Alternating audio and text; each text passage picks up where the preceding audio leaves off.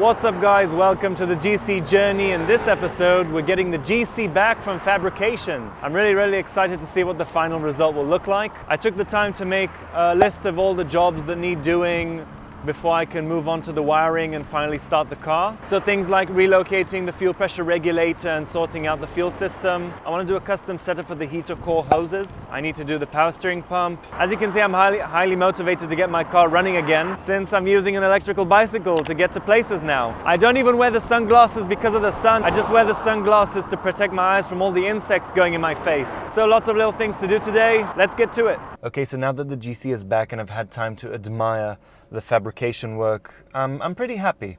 I love how the turbo sits close to the strut tower, and I like the wastegate. It's like hidden under the turbo, you can't really see it. So now that the car is back, we can start knocking the jobs off the list. Let's start with relocating the fuel pressure regulator.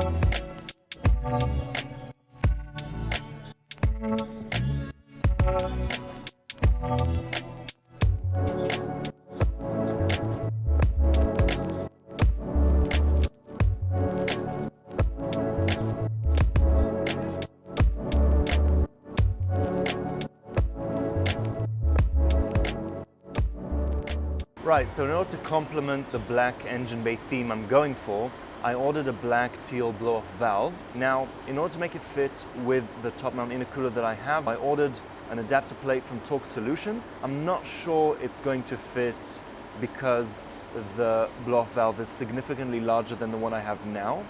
So let's try see if it fits.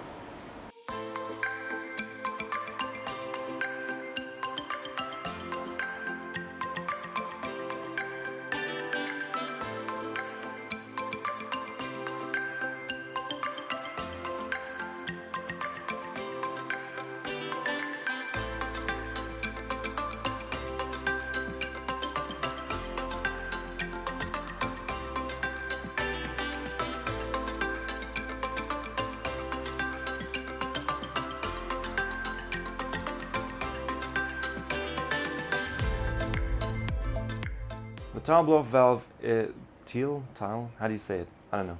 The Tial blow-off valve, it wouldn't fit in the straight orientation. I want the logo to be, centered. It wouldn't fit. I had to give it 8 degrees of rotation, make sure it doesn't hit on the intake manifold. But there's a different problem.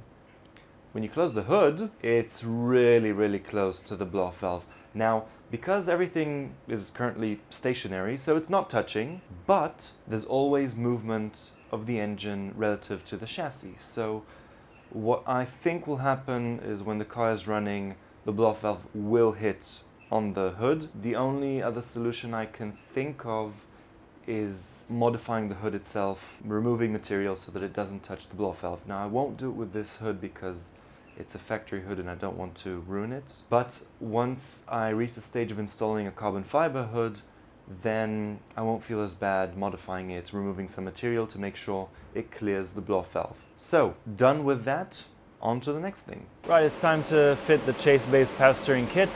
I'm going to start with going under the car and fitting the steering rack fittings. For the record, I have no idea what I'm doing.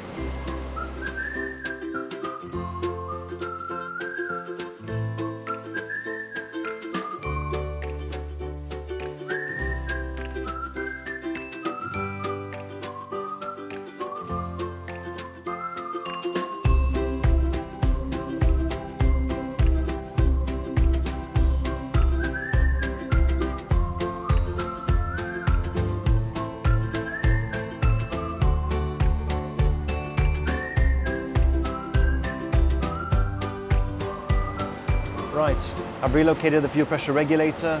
Fuel system is now ready, it's sorted. I went and had a new AC line made, and I put on the new blow-off valve.